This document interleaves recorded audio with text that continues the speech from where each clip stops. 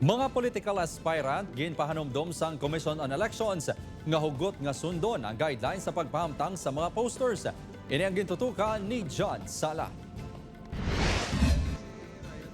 Sa Martes na Pebrero 11, magasugod ang campaign period sa mga political aspirant sa pagkasenador kag party list representative. Gani nag-amat-amat na ang Commission on Elections sa pagpaminta sa mga markings para sa designated COMELEC common poster area sa syudad sang Iloilo. Sa distrito sang Molo, ang ininga porsyon sa Molo Plaza ang gindesignar. Gina-allowed lang ang kada kandidato isa ka poster with a maximum size of 2 feet by 3 feet. So pwede sila yan makapagusto sa mga private property provided may consent sang owner. Suno kay Saino, sa Pebrero 11 man mismo magasugod sa pagpangbaklas ang COMELEC sa mga posters nga nagalapas sa required measurements sa mga posters. Kag pananglitan nga nakumpiskar na, hindi na pwede pa nga makuha sa nagapanag-iyang aspirant. Palarias ang aton nga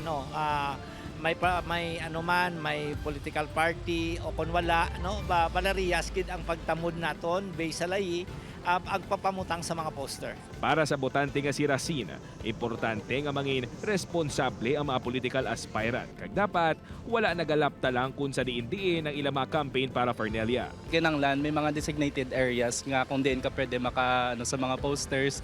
And of course, para ma-avoid man ang paglaptas ang basura. Dili naman makitaan suno kay Trish ang commitment sa mga aspirants bangod sa gamay lang nga bagay. Kaangay sa pagsulod sa common poster area, makitaan ng ila karakter.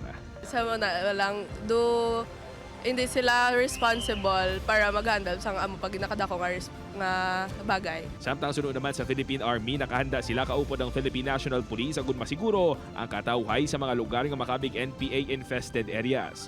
Manumduman nga sunod kay IPPO Director Colonel Mayani Razalan, ginatutukan na sa otoridad ang mga lugar sa boundaries ng Iloilo kag Capiz, bangod diri ang may mga ginapahayag presensya sang rebelde nga grupo. Upod kay Hans Desierto, John Sala. 1 Western Visayas.